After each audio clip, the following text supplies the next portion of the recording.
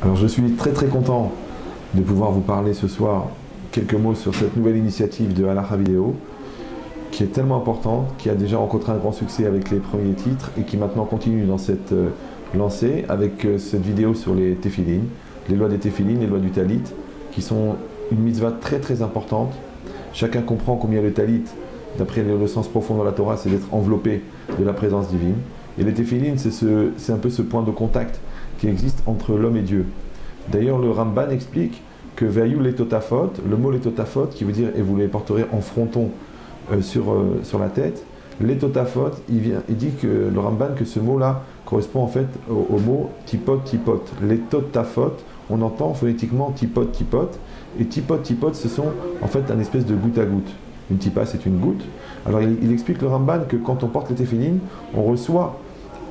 goutte à goutte une hashpa, une influence de sainteté du ciel qui va remplir l'homme. Donc toute la période de la personne porte les téphilines, c'est d'ailleurs pour ça aussi que les Tanaïm de l'époque de la Mishnah portaient les téphilines toute la journée, et certains autres grands de notre Torah aussi avaient cette habitude. Mais cette notion-là, que quelqu'un se nourrit au moment où il porte les téphilines, il se nourrit spirituellement, un peu comme s'il rechargeait ses batteries au niveau spirituel. De la même manière avec le talit et les tzitziot. C'est aussi pourquoi cette mitzvah, elle est souvent le symbole de la bar mitzvah, puisque la bar mitzvah, c'est le moment où la personne rentre dans le joug des mitzvot, où l'enfant prend sur lui d'être un ben Torah, un bar mitzvah, fils de la mitzvah, et que cette notion-là des téphilines, elle marque bien cette notion, puisqu'il s'agit de faire une alliance avec Hachem, et que cette alliance, elle se fait sur le principe même d'accepter d'être, en fin de compte, un serviteur d'Hachem, au service d'Hachem, au service de Dieu qui va être le roi. Et cette notion-là, c'est pour ça aussi que les téphilines sont considérées aussi comme une couronne,